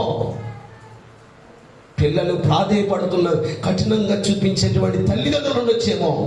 కానీ నువ్వు బాధపడి బ్రతుములాడితే ఎంతటి పాపిస్తుడు అయినా దేవుని దగ్గరికి వచ్చి బ్రతుములాడి, ప్రభువా నన్ను క్షమించయ్యా, దయచేసి నన్ను కనుకరించని దేవుని దగ్గర ప్రాధేయపడితే, బ్రతుములాడితే ఆయన నిన్ను విడిచిపెట్టి వెళ్ళిపోయేవాడు కాదు, నీ మీద కటాక్షం చూపించే దేవుడు. దేవునికి స్తోత్రం కలుగును గాక. హల్లెలూయా, హల్లెలూయా. ఈ ఆయుధాన్ని కలిగి ఉండి దేవుని బ్రతుములాడు ప్రభు సందులో. దేవుని దగ్గర కూర్చావు, విజ్ఞాపన చేయి. దేవుడి సంఘాల్లో బ్రతుకులాడుతూ ప్రభువా కార్యం చేయి. ప్రభువా నువ్వు లేకపోతే నా బ్రతుకేంటయ్యా, నువ్వు విడిచిపెడితే ఏంటయ్యా, నా జీవితం ఏంటని ప్రాధేయపడుతూ బ్రతుకులాడుతూ దేవుని సంఘంలో ప్రార్థన చేయండి. మీ మీద ఉన్న, మీ కుటుంబం మీద ఉన్న కోపం దేవుడు తొలగించుకొని కటాక్షం చూపిస్తాడు. హల్లెలూయా, హల్లెలూయా, హల్లెలూయా. ఎన్ని సంగతులు చెప్పారండి? ఎన్ని చెప్పారండి? 2 దేవుని కోపం తగ్గించే ఆయుధాలు. ఒకటి, మన కుటుంబం అంతటిని ఎక్కడ నడిపించాలి? మనము రక్షణకు నడిపించాలి. 2వది, బ్రతిములాడుతూ దేవుని సందులో విజ్ఞాపన చేయాలి. దేవునికి స్తోత్రం కలుగును గాక. 3వ చెప్తున్నాను చూడండి, యెహోషువ గ్రంథం 7వ అధ్యాయం, యెహోషువ గ్రంథం 7వ అధ్యాయం 11 నుంచి 13 వరకు. త్వరగా చదవాలి. యెహోషువ గ్రంథం 7వ అధ్యాయం 11 నుంచి 13 చదవరా. ఇశ్రాయేలు పాపం చేసి ఉన్నారు, వారితో చేసిన నిబంధన మీరున్నారు. సబితమైన దాన్ని కొంత తీసుకొని దాని సామానులో దాన్ని ఉంచుకొని ఉన్నారు.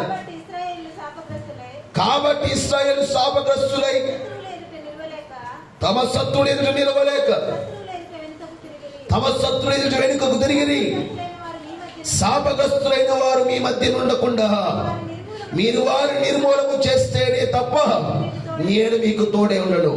నీవు లేచి జనులను పరిశుద్ధపరిచి వారితో ఇలాగూ చెప్పుము, రేపటికి మిమ్మల్ని మీరు పరిశుద్ధపరచుకొనుడి. దేవునికి స్తోత్రం కలుగును గాక. హల్లెలూయా, హల్లెలూయా. ఇక్కడికి యెహోషువ కనబడుతున్నాడు. యెహోషువ ఇశ్రాయేలు నడిపిస్తా ఉన్నాడు. ఇప్పుడు హాయి పట్టణం మీదకి యుద్ధానికి వెళ్ళారండి. హాయి పట్టణం మీదకి యుద్ధానికి వెళ్ళినప్పుడు, హాయి పట్టణం మీదకి యుద్ధానికి 2000 మంది వెళ్తే చాలు హాయి పట్టణాన్ని ఓడించొచ్చు అనేసి వాళ్ళు అంచనా వేసుకొని 2000 కాకుండా 3000 మంది వెళ్ళారు. హాయి పట్టణం చాలా చిన్నదే. ఆ పట్టణం మీదకి 3000 మంది వెళ్ళారు యుద్ధానికి. ఈజీగా గెలిచి వచ్చేస్తారన్నమాట. అంత ఆలోచనతో, అంచనాతోటి వెళ్ళారు. తీరాలు అవి వెళ్తే ఏమైంది తెలుసా అండి? రివర్స్ అయిపోయి ఈ 2000 మంది కదా, ఈ 3000 మందిని వాళ్ళు తరిమి కొట్టడం ప్రారంభించారు.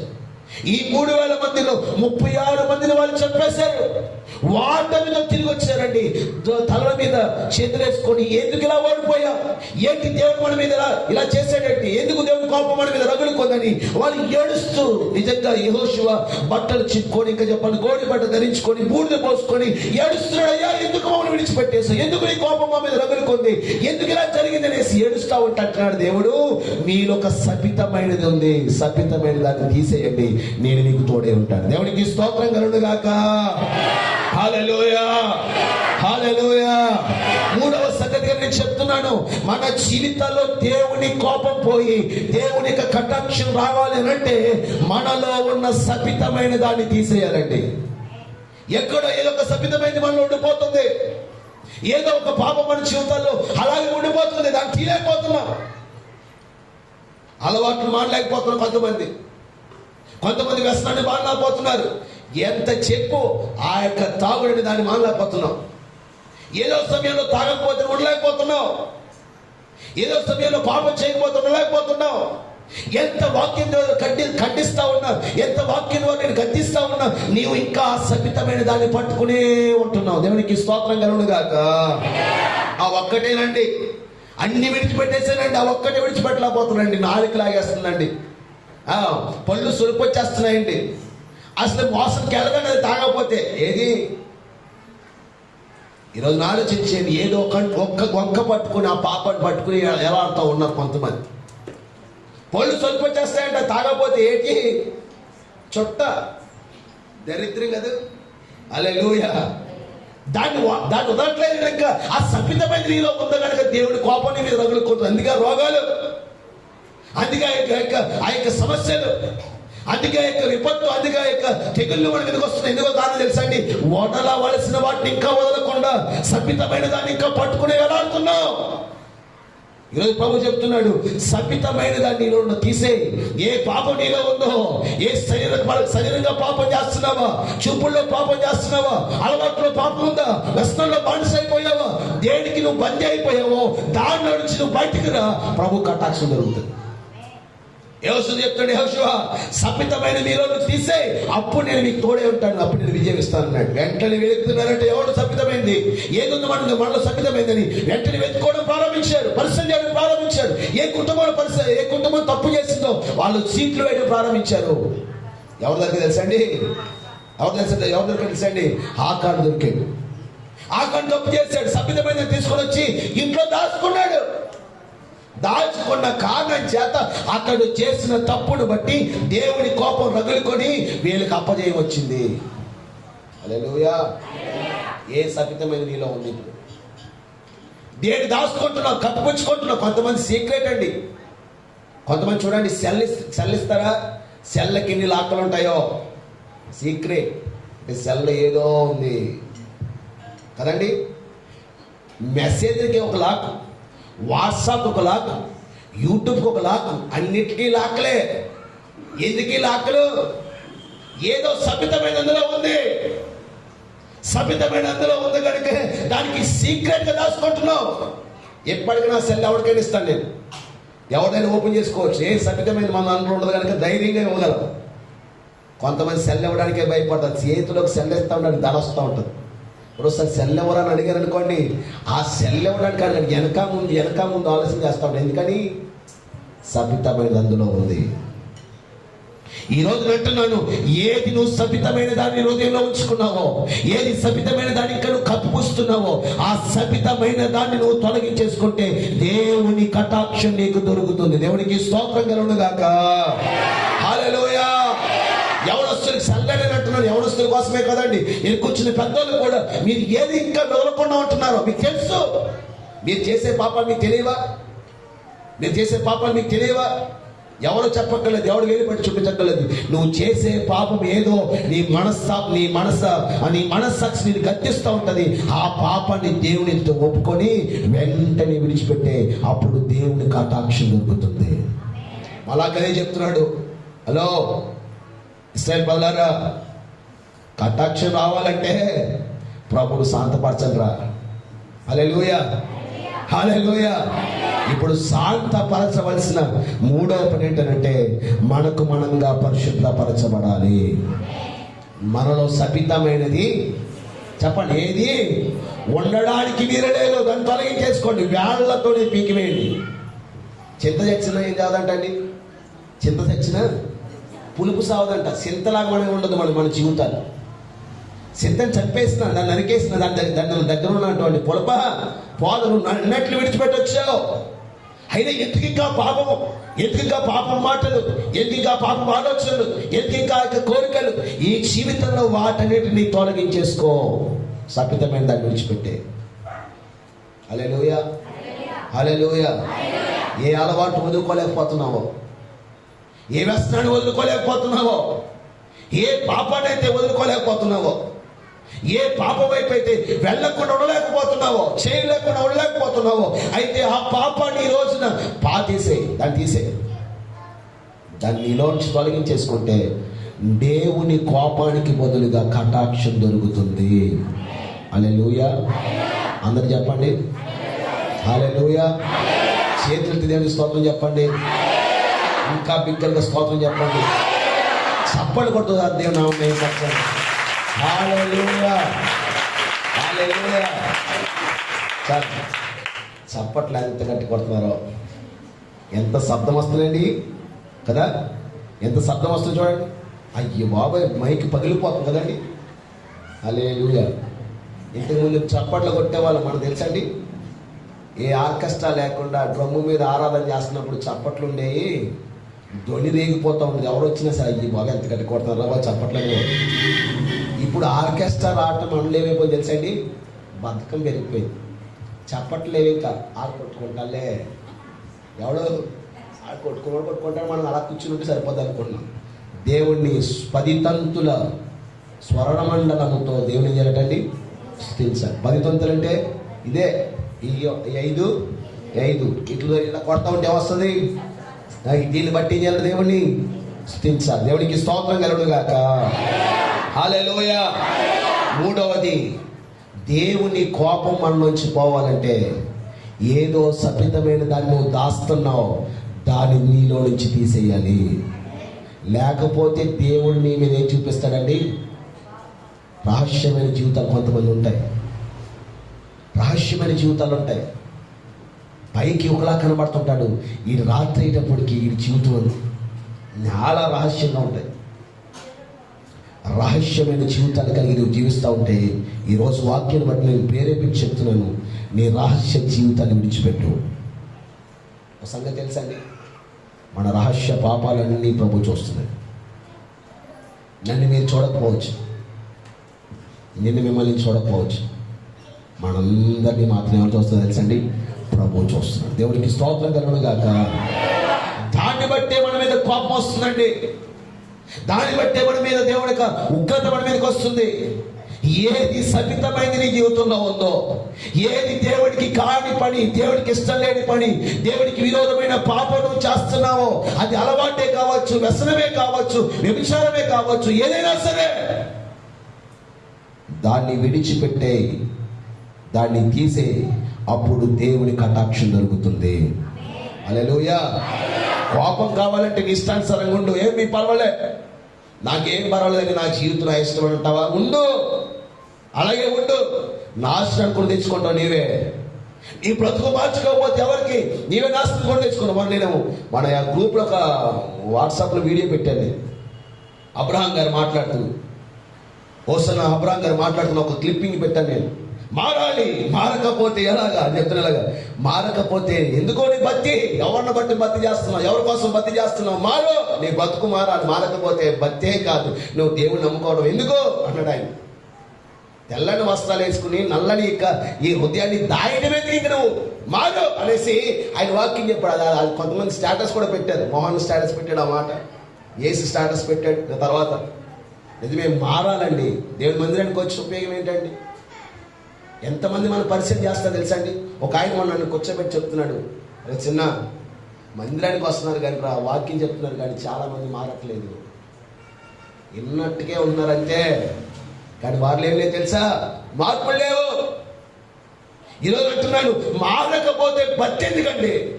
మారకపోతే దేవుడి మందిరానికి రావడం ఎందుకండి? నీ అలవాట్లు విడిచిపెట్టావు, నీ పాపాన్ని విడిచిపెట్టావు, నువ్వు త్రాగడం మానవు, చుట్ట కాల్చడం మానవు, సిగరెట్ కాల్చడం మానవు, చేసే పనులన్నీ చేస్తావు, ఏమి జరగనట్టు ఇల్లుపైన వచ్చి కూర్చుంటావు. ఎందుకయ్యా ఈ భక్తి? బాధపడుతున్నారని కాదండి, నేను బాధపట్టాలని మాట్లాడట్లేదు. దేవునికి వాక్యం చెప్తున్నాను, నిశ్చయంగా మనలో మార్పు రావాలి. చివరి దినాల్లో ఉన్నాం, చివరి గడియల్లో ఉన్నాం. ఏ రోజున ప్రభు వస్తాడో తెలియదే. నీ బ్రతుకు మార్చుకోకుండా అలాగే నువ్వు కొనసాగుకుంటా పోతే ఈ రాత్రి ప్రభు వస్తే నీ పరిస్థితి ఏంటి? ఎక్కడుంటావు? ఎడబడతావా, ఎత్తబడతావా? నా దగ్గర పరిశుద్ధంగా నటించవచ్చు నీవు, నేను మీ దగ్గర పరిశుద్ధంగా నటించవచ్చు. మన జీవితం దేవుడి దగ్గర ఎలా ఉన్నాయి ఒకసారి ఆలోచన చేసుకోండి. ప్రభు కటాక్షం నీకు దొరకాలంటే నీలో సపితమైనది ఏది ఉందో దాన్ని తీసేది. వేళ్లతో తీసేయండి, వేళ్లతో తీసేయండి. వేలుంటే ఏదో రోజు మళ్ళా ఏమైంది, బతికేంతే మళ్ళీ మునిసేద్దాం. కానీ ఆశ నీలో ఉండకుండా పరిపూర్ణంగా వేళ్లతో తీసేయాలి. అసలు అలా తీయగలిగిన కృప ప్రభు మనకి ఇచ్చును గాక. అలాంటి అనుభవంలో ప్రభు నడిపించును గాక. సబితమైన దాన్ని మనం తొలగించుకుందాము గాక. హల్లెలూయా, హల్లెలూయా, హల్లెలూయా. ఏది సబితమైన ఉందో నాకు తెలియదు. మన జీవితాలు ఏదైనా దేవుడికి వ్యతిరేకమైన పని ఉంటే తొలగించేసుకుంటే ఏం దొరుకుతుంది? ఏం దొరుకుతుందమ్మా? కటాక్షం కావాలంటే ఖచ్చితంగా నీలో ఉన్న సభ్యతమైన దాన్ని తీసే. దేవుడికి మహిమ కలుగును గాక. హల్లెలూయా, హల్లెలూయా. మరొక మాట చూద్దాం. నేను త్వరగా అంటాను, ఇంకా 2 విషయాలు ఉన్నాయి. ఇప్పటికి 3 చెప్పాను నేను, 2 చెప్పేసి 5 చెప్పేసి ముగిస్తాను. సమూయేలు 2వ గ్రంథం 24-25 వచనం. టైం ఎంత అవుతుందో తెలియదు నాకు. సమూయేలు 2వ గ్రంథం 24-25 వచనం. అక్కడ దావీదు యెహోవా నామమున ఒక బలిపీఠం కట్టి దహన బలులను సమాధాన బలులను అర్పించేది. యెహోవా దేశం కొరకు చేయబడిన విజ్ఞాపనలు ఆలకింపగా ఆ తెగులు ఆగి ఇశ్రాయేలు విడిచిపోయాడు. దేవునికి స్తోత్రం కలుగును గాక. హల్లెలూయా, హల్లెలూయా. ఇక్కడ ఇంకొక సంగతి కనబడుతుంది. దావీదు చేయకుండా ఒక పని చేశాడు. ఇశ్రాయేల్ ప్రజల్ని లెక్కించాడు. దేవుడు ఆ యొక్క ఇశ్రాయేల్ ప్రజలు లెక్కించడం దేవుడికి ఇష్టమైనది కాదు. వెంటనే దేవుడి కోపం వచ్చింది. కోపం వచ్చిన వెంటనే ప్రవక్తను పంపించాడు. 3 సంగతులు ఎదురుగుండా పెట్టాడు. ఏది కావాలో కోరుకో. దేశం మీద తెగులు కావాలా? 2 శత్రువు చేతిలో 3 నెలలు పడాలా? 3 ఏంటంటే దేవుడి చేతిలో పడతావా? 3 ఆప్షన్స్ ఇచ్చేటప్పుడు దావీదుకు తప్పు చేశాడు, కోపం రగులుకుంది. ఈ కోపంలో ఉన్న దేవుడు శిక్షలు పనిష్మెంట్లు కూడా దావీదుకి ఆప్షన్ ఇస్తున్నాడు. ఏ కోరిక కావాలో కోరుకురా అబ్బాయి. తప్పు చేశావు కాబట్టి ఏ తప్పు చేశావు కాబట్టి దానికి ఏ శిక్ష కావాలో నీవే కోరుకో. శత్రువు చేతిలో పడతావా, లేకపోతే దేశం మీదకి భయంకరమైన తెగులు రావాలా? 3వది దేవుడి చేతిలో పడతావా? అప్పుడు దావీదు అన్నాడు, అయ్యా మొత్తమే తప్పే చేశాను, మరి ఏం చేస్తాను? చేయకుండా పని చేశాను, సాతాను ప్రేరేపించాడు, అయితే దేవుడి చేతిలోనే పడతానన్నాడు. వెంటనే దేవుడు కోపం వచ్చిందండి. దేవుడి చేతిలో పడతాననగానే వెంటనే ఒక దూత ఖడ్గాన్ని ధరించి ఆ దేశం మీదకి తెగులు రప్పించగా 70,000 మంది చచ్చిపోయారు. కోపం రగిలిపోతుంది. ఇప్పుడు దేవుడి కోపం రగిలిపోతున్నప్పుడు ఏం చేయాలి ఆలోచన చేస్తున్నప్పుడు వెంటనే ప్రభుత్వంలో ఒక బలిపీఠం కట్టు. వెంటనే అహరోను ఆ కళ్ళల్లో వెంటనే ఆ స్థలాన్ని కొని ఒక బలిపీఠం కట్టి బలిపీఠం మీద దహన బలుడు సమాధాన బలుడు ఎప్పుడైతే అర్పించాడో దేవుని కోపం ఆగిపోయి తెగులు నిలిచిపోయింది. హల్లెలూయా, హల్లెలూయా, హల్లెలూయా. బలిపీఠ అనుభవంలోకి ఎప్పుడైతే వచ్చాడో, బలిపీఠను ఎప్పుడైతే కట్టాడో, ఆ బలిపీఠ మీద అర్పించవలసిన దహన బలి సమాధాన బలి ఎప్పుడైతే అర్పించాడో వెంటనే దేవుడి కోపం నిలిచిపోయిందండి. ఈరోజు అంటాను, బలిపీఠ అనుభవాలోనికి మనం రావాలి. బలిపీఠం అనగా ఏంటో తెలుసండి? బలిపీఠం అనగా దేవునికి దూరం అయిపోయిన మనలను దేవునికి దగ్గర చేసే స్థలమే బలిపీఠం. దేవునికి మహిమ కలుగును గాక. హల్లెలూయా, హల్లెలూయా. దేవునికి దూరం అయిపోయిన మనలను దేవుడిని విడిచిపెట్టి దేవుడికి విరోధంగా తిరుగుతున్న మనలను తిరిగి మరలా దేవుడితో ఐక్యపరిచేదే బలిపీఠం. బలిపీఠం మీద దహన బలి అర్పించాలి. పాడైపోయి బలిపీఠం వల్ల తిరిగి కట్టుకొని బలిపీఠ అనుభవంలోకి వచ్చి తిరిగి ఎక్కడైతే తప్పిపోయావో, ఎక్కడైతే దేవుడికి దూరం అయిపోయావో, ఏ విషయం అయితే దేవుడిని విడిచిపెట్టి తిరుగులాడుతున్నావో నీవు తిరిగి మరలా దేవుడి దగ్గరికి వచ్చి దేవుడి దగ్గర సమాధాన పడి దహన బలి అర్పించినప్పుడు దేవుని యొక్క కటాక్షం దొరుకుతుంది. హల్లెలూయా, హల్లెలూయా. బలిపీఠం దేనికి సాదృశ్యం చెప్పండి? ఇప్పుడు తప్పిపోయిన మనుషుని దేవునితో అనుసంధానం చేసేదే బలిపీఠం. హల్లెలూయా. ఈ బలిపీఠం మీద ఎప్పుడైతే తప్పు చేసినటువంటి దావీదు, తప్పు చేశానయ్యా, నన్ను క్షమించయ్యా, వాళ్ళ అమాయకులు ప్రభు, వాళ్ళకి ఏమీ తెలియదు ప్రభు, నేను తప్పు చేశాను, నా కుటుంబాన్ని శిక్షించు అని దేవుని ఎదుట ఒప్పుకొని సమాధాన బలుడు ఎప్పుడైతే బలిపీఠం మీద అప్పగించాడో దేవుని కోపం ఆగిపోయింది. తెగులు వారి ప్రసలు విడిచుకుని వెళ్ళిపోయింది. దేవునికి స్తోత్రం కలుగును గాక. హల్లెలూయా, హల్లెలూయా. ఇంకా చెప్పాలంటే సమర్పణ కలిగి ప్రార్థన చేయాలి. దేవునికి స్తోత్రం కలుగును గాక. హల్లెలూయా.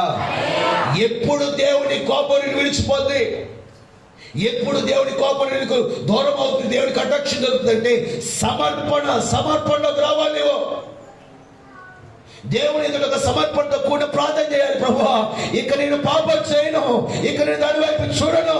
ఏదో ఒక సమర్పణతో ప్రార్థన చేయాలి. పెదాలతో ప్రార్థన చేసేసి పొడి ప్రార్థన చేయడం కాదు. ఖచ్చితంగా ఒక సమర్పణతో కూడా ప్రార్థన చేయాలి. ఇక నుంచి నేను దాని వైపుకి వెళ్ళను, ఇక నుంచి ఆ పాపం చూడను, ఇక నుంచి ఆ చోటుకి వెళ్ళను, ఇక నుంచి ఆ విషయాన్ని నేను మాట్లాడను, ఇక నుంచి ఆ మాట నా నోట రావు. ఒక సమర్పణతో కూడిన చేసిన ప్రార్థన నీవు దేవుని కోపాన్ని తగ్గించగలదండి. సమర్పణతో ప్రార్థన చేయాలి. నిజమే, కొన్ని సందర్భాల్లో దేవుడి కోపం రగులుతున్నప్పుడు సమర్పణతో ప్రార్థన చేయాలి. ప్రభువా, ఇదిగో నేను నీకు సమస్తాన్ని, నా ప్రాణాత్మ దేహానికి సమర్పించుకుంటాను ప్రభువా, నా జీవితానికి సమర్పించుకుంటాను అయ్యా, ఇక్కడి నుంచి నీ కొరకే బ్రతుకుతాను ప్రభు అని ఒక సమర్పణ కలిగి ఎప్పుడైతే నువ్వు ప్రార్థన చేస్తావో ఆ సమర్పణతో కూడిన ప్రార్థన నీకు కటాక్షం దొరికేలా చేస్తుంది. కూర్చున్న నీకు సమర్పణ ఎప్పుడైనా ఒక సమర్పణలోకి వచ్చావా? సమర్పణ కలిగి ఎప్పుడైనా ప్రభు సన్నిధిలో ప్రార్థన చేసావా? ప్రభువా, ఇక్కడి నుంచి నీకు నీ సన్నిధిలో నేను పరిచర్య చేస్తానను, ఇక్కడి నుంచి నేను ఈ వస్తువులు పెట్టుకోనను, ఇక్కడి నుంచి లోక సంబంధంగా నేను జీవించనను, ఇక్కడి నుంచి దేవుని కొరకు సువార్త చేస్తానను, ఇక్కడి నుంచి దేవుని కొరకు నేను పని చేస్తానను. ఏదో ఒక సమర్పణ కలిగి ఎప్పుడైనా ప్రభు సన్నిధిలో ప్రార్థన చేసావా? నీవు సమర్పణతో కూడిన ప్రార్థన చెయ్యి, వెంటనే దేవుని కటాక్షం నీకు దొరుకుతుంది. దేవునికి స్తోత్రం కలుగును గాక. హల్లెలూయా, హల్లెలూయా, హల్లెలూయా. సమర్పణ, ఒక సమర్పణ మనం ఉండాలండి. దేవుడి కొరకు మనం ఏదో ఒకదాన్ని వదులుకోవాలి. అది ఉద్యోగమే కావచ్చు, అది కుటుంబమే కావచ్చు, అది వ్యక్తిగతమైనటువంటి స్థితే కావచ్చు. దేవుడి కొరకు వదులుకునే ఒక స్వభావం నీకుంటే ప్రభు కటాక్షం దొరుకుతుంది. దేవుడికి స్తోత్రం కలుగును గాక. దేవుడు గుడ్డోని స్వస్థపరిచాడు. పుట్టుగుట్టు నుంచి ఆ పుట్టినప్పుడు గుడ్డడు వాడిని స్వస్థపరిస్తే, వాడిని స్వస్థపరిచినప్పుడు అందరు అడిగారట, రే నీకు ఎలాగో ఆరోగ్యం వచ్చిందిరా అని చెప్పాడట. ఒక ఆయన స్వస్థపరిచాడండి. మళ్ళీ ఈ వ్యక్తులందరినీ తీసుకెళ్ళి పరిశీలన తీసుకెళ్ళారట. పరిశీలన అడుగుతున్నారు, రే నువ్వు పుట్టినప్పటి నుంచి గుడ్డోడు కదరా, ఎందుకురా నీ గుడ్డ ఎలా తగ్గిందిరా అని.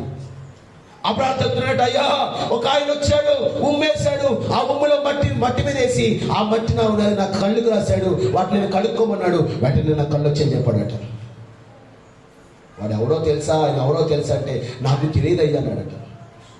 ఆ తర్వాత మళ్ళీ వాళ్ళ తల్లిని తీసుకొచ్చారట. తల్లిని తీసుకొచ్చి, మీ పిల్లోడు పుట్టినప్పటి నుంచి గుడ్డోడే కదా, ఎందుకు వాడు కళ్ళు తెరవబడ్డాయి? వాళ్ళు అన్నాడు, వాడు పెద్దోడయ్యా, వయసుకు వచ్చినాడు, వాడిని అడగండి. మళ్ళీ పిలిచాడట. మళ్ళీ అడుగుతున్నారు, అస్సలే నీ కళ్ళు ఎలా వచ్చాయి? ఏ నా కళ్ళు బాల్సిన దగ్గరికి వెళ్తారా మీరు కూడా మారతారా? మేము మోసే పరిచారికలు మేము మారమన్నారట. నన్ను బాగు చేస్తుంది ఎవరు తెలుసా? నజరేయుడైన యేసు. దేవునికి స్తోత్రం కలుగును గాక. హల్లెలూయా, హల్లెలూయా. ఆయన గొప్పవాడు, నన్ను బాగు చేశాడని చెప్పాడట. చెప్తే వీళ్ళు ఏం చేశారు తెలుసా అండి? వేలేసేశారు. దేవునికి స్తోత్రం కలుగును గాక. హల్లెలూయా, హల్లెలూయా. వెళ్ళేసినప్పుడు అన్నాడు, ఓకే మీరు పోయినా పర్వాలేదు, నేను ఏసైతో ఉంటాను. ఏసై వెంటనే వాళ్ళు వెళ్ళేసిన తర్వాత ఈ వ్యక్తికి వచ్చారట. హలో, వెళ్ళేశారా? వేశారయ్యా. వీలేస్తే నేను నీకు తోడుగా ఉంటాను, నన్ను విశ్వసించు, నన్ను రక్షణ పొందుకొని. ఎప్పుడైతే ఆ వ్యక్తి చెప్పాడు, ఆ వ్యక్తి యేసుని వెంబడించాడు, తనందరూ విడిచిపెట్టిన దేవుడు అతనికి తోడై ఉన్నాడు. దేవునికి స్తోత్రం కలుగును గాక. నిజమే, దేవుడి కొరకు ఏదో దాన్ని వదులుకోవాలి. మనం ఒక సమర్పణలోకి రావాలి. అది శాపం, అది పాపం, అది లేకపోతే నీకున్నటువంటి నీ ఒంటి మీద ఉన్నటువంటి వస్తువుని ఏదైనా సరే దేవుడి కోసం ఏదో ఒకటి వదులుకొని సమర్పణతో కూడిన ప్రార్థన బలిపీఠం మీద నువ్వు చేస్తే, నీ ప్రార్థన బలిపీఠం మీద నువ్వు ప్రార్థన చేస్తే ఖచ్చితంగా దేవుడు నీ మీద కటాక్షం చూపుతాడు. హల్లెలూయా, హల్లెలూయా, హల్లెలూయా, హల్లెలూయా. సమర్పణ ప్రాముఖ్యం. ప్రార్థనతో పాటు ఏమన్నా తెలుసండి? నువ్వు చేసే ప్రతి ప్రార్థనలో ఒక సమర్పణ ఉండాలి. సమర్పణ కలిగిన ప్రార్థన చేయాలి. నిజమే, కొంతమంది సమర్పణ కలిగి ప్రార్థన చేస్తా, అయ్యా నీవు ఈ యొక్క కార్యం నువ్వు చేస్తే నా బిడ్డలు నీకు సమర్పిస్తా, సావుకు సమర్పిస్తా, లేకపోతే ఈ కార్యం నువ్వు చేస్తే నా కుటుంబం నీకు లేదా ఏదో ఒక మొక్కబడి చెల్లించుకుంటా, లేదా ఏదో చేస్తాను. ఒక సమర్పణతో కూడిన ప్రార్థన నీకు ప్రతిఫలాన్ని ఇస్తుంది. ఇప్పుడు సాక్ష్యం విన్నా మనం, సహోదరి తన ఆ యొక్క విదేశం వెళ్ళినప్పుడు నా జీవితంలో దేవుడు గొప్ప కార్యం చేసి నాకు స్థితిలన్నీ, ఆ పరిస్థితులన్నీ నాకు కాపాడినప్పుడు దేవుడికి నేను పరమ ఫలాన్ని ఇస్తాను. నిజమే, ఆ యొక్క సమర్పణ. అలాంటి సమర్పణ కలిగి ఆమె చేసిన ప్రార్థన దేవుడు విన్నాడు. క్షేమంగా 2 సంవత్సరాలు కాపాడి గృహానికి. అలాగే ఏదైనా ఒక సమర్పణతో నువ్వు ప్రార్థన చేయాలి, సమర్పణతో కూడా భక్తి చేయాలి. అలాగ సమర్పణతో కూడా చేసిన ప్రార్థన దేవుడు ఆలకించి కటాక్షం దొరుకుతుంది. దేవుడికి స్తోత్రం కలుగును గాక. చివరి మాటని చెప్పి ముగిస్తాను. ఆలస్యం అవుతుందని అనుకోకండి, కానీ ఇంకొక 5 నిమిషాలను వాక్యాన్ని ముగిస్తాను. యోనా గ్రంథం 3వ అధ్యాయం 5వ వచనం నుంచి 10వ వచనం దాకా మీరు రాసుకోండి, చదువుకున్న తర్వాత నేను చెప్తున్నాను వినండి. ఆ యోనా గ్రంథం 3వ అధ్యాయం నుంచి 5వ వచనం దాకా 10వ వచనం దాకా మనం చూస్తే, యోనా ఎక్కడికి వెళ్ళాడండి? ఏ పట్టణానికి వెళ్ళాడు? తరిశీస్ కాదు, నేను పట్టణం డైరెక్ట్ నినివే పట్టణానికి వెళ్ళిపోయాడు. మళ్ళా తరిశీస్ అంటే మళ్ళీ ప్రారంభించి రావాలి.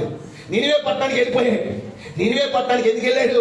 నినివే పట్టణం మీదకి దేవుని కోపం రగులుకుంది. దేవునికి స్తోత్రం కలుగును గాక. ఏమన్నాడు? నినివే పట్టణాన్ని 40 రోజుల్లో నినివే పట్టణాన్ని నేను చేస్తాను, నాశనం చేస్తానన్నాడు. ఇప్పుడు యోనా ప్రకటన చేశాడట. నినివే పట్టణం తిరిగి ఒక్క రోజు తిరిగి, ఓ నినివే ప్రజలారా, 40 రోజులు మీ పట్టణం దేవుడికి నాశనం చేయబోతున్నాడు, మీ దేవుడి కోపం చాలా తీవ్రంగా ఉంది, దేవుడు ఖచ్చితంగా మీ పట్టణం నాశనం చేస్తాడు అనేసి సువార్త చెప్పాడట. ఒకే ఒక్క రోజు, ఓన్లీ 1 డే. ఎప్పుడైతే ఆ సువార్త చెప్పాడండి, ఎప్పుడైతే ఆ మాట ప్రకటన చేశాడో, వెంటనే రాజు మొదలుకొని దాసి వరకు, రాజు మొదలుకొని ఆ ఇంట్లో ఉన్నటువంటి ఆ దేశంలో ఉన్నటువంటి ప్రజలందరట ఒక్క తీర్మానానికి వచ్చారు. ఏంటంటే ఉపవాసం ఉండి ప్రార్థన చేద్దాం. దేవునికి స్తోత్రం కలుగును గాక. హల్లెలూయా, హల్లెలూయా. దేవుని కోపాన్ని తగ్గించే మరొక బలమైన ఆయుధం ఏంటో తెలుసండి? ఉపవాస ప్రార్థన. ఆమేన్, ఆమేన్, హల్లెలూయా, హల్లెలూయా. నీకు వ్యతిరేకంగా పరిస్థితులు గడ్డుగా ఉన్నప్పుడు, శోధన కలుగుతున్నప్పుడు, దేవుడి కోపం రగులుకుంటున్నప్పుడు, ఆ కోపం నుంచి బయటికి రావాలంటే నువ్వు చేయవలసిన ఏకైక పని ఏంటంటే పొట్ట మార్చుకుని నీ శరీరాన్ని నలగొట్టుకుని దేవుడి దగ్గర పడిపోవటమే. ఉపవాసము నువ్వు కన్నీరు కారుస్తున్నప్పుడు నీ కన్నీటిని దాటిపోయే దేవుడు మాత్రం కాదు మన దేవుడు. హల్లెలూయా, హల్లెలూయా, హల్లెలూయా, హల్లెలూయా.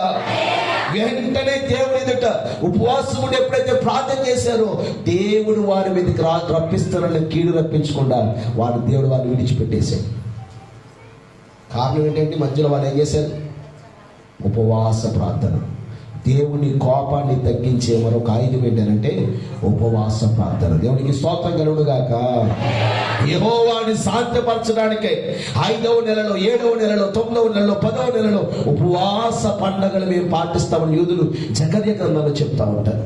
యెహోవాని శాంతపరచడానికి ఉపవాస పండుగలు ఏర్పాటు చేయండి. సంవత్సరం అంతా మనం చేసిన పాపాలన్నీ ఒప్పుకొని తిరిగి మళ్ళా దేవుని కృప పొందుకోవడానికి ఏం చేస్తాం తెలుసండి? ఉపవాసం ఉండి ప్రార్థన చేస్తాం. అలాగని సంవత్సరం అంతా పాపం చేయమని కాదే. హల్లెలూయా, హల్లెలూయా, హల్లెలూయా, హల్లెలూయా. కనుక నేను చెప్తున్నాను, మన జీవితాల్లో దేవుని కటాక్షం దొరకాలంటే, కోపం పోవాలంటే ఉపవాసం ఉండి ప్రార్థన చేయాలి. వారానికి ఒక్క రోజైనా ఉపవాసం ఉండండి. దేవుని సన్నిధిలో కన్నీళ్ళు కార్చండి. నీ మీద ఉన్నటువంటి కోపం తొలగిపోయి కటాక్షం దొరుకుతుంది, నీ కృప దొరుకుతుంది. నీ జీవితంలో గొప్ప కార్యాలు చూస్తావు. నీకున్న లోటులు తీర్చబడతాయి, నీకున్న అక్కలు తీర్చబడతాయి, నీకున్న కొదువులు తీర్చబడతాయి, నీకున్న సమస్యల నుంచి నువ్వు బయటకు వస్తావు. నువ్వు ఎదురవుతున్న శోధన కీడు నుంచి నువ్వు తప్పించబడతావు. నిశ్చయంగా దేవుని కటాక్షము నీ మీద నిలుచుంటది. హల్లెలూయా, హల్లెలూయా.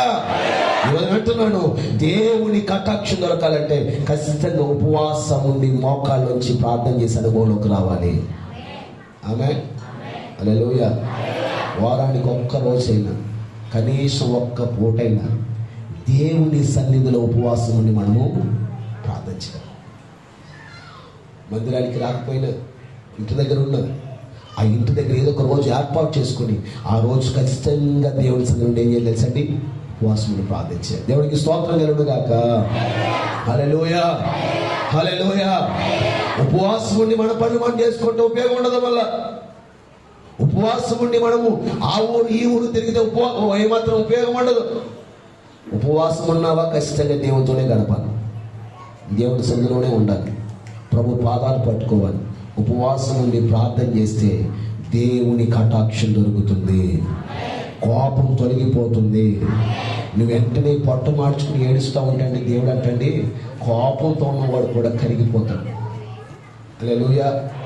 కోపంతో ఉన్నవాడు కూడా కరిగిపోతాడు. ఇక అయ్యో నా బిడ్డ పాప వాడు తప్పు తెలుసుకున్నాడు, ఉపవాసం ఉన్నాడు, కన్నీరు కారుస్తున్నాడు. వెంటనే నీ మీద ఏం చెప్పేసి తెలుసా అండి?